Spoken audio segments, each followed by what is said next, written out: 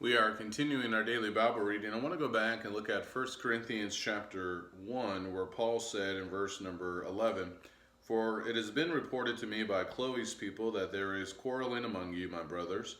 What I mean is that each one of you says, 'I follow Paul,' or 'I follow Apollos,' or 'I follow Cephas,' or 'I follow Christ.'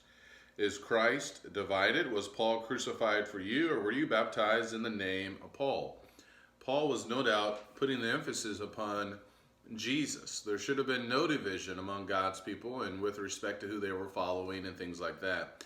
As we look at chapter 3, he would go on to say, after talking to them about still being fleshly minded and there was strife and there was jealousy, he would go on to say in verse 4, "For when one says, 'I follow Paul,' and another, 'I follow Apollos,' are you not being merely human?" So he's showing them the problem of that.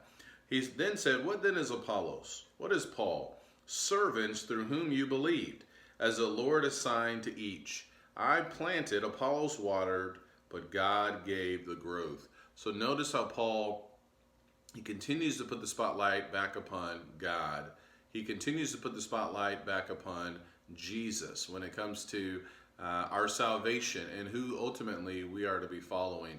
Paul and Apollos, they certainly played a role in teaching the Word of God and teaching these individuals here. But notice that he said that they were servants through whom you believed, as the Lord assigned to each. So I think it's important for us as we think about who we are and who we are ultimately following. We don't follow man or men or anyone else. We follow God.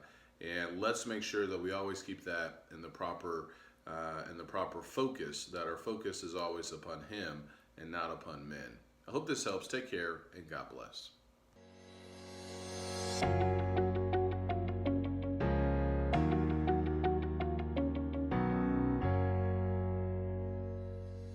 Thank you for taking the time to watch this video.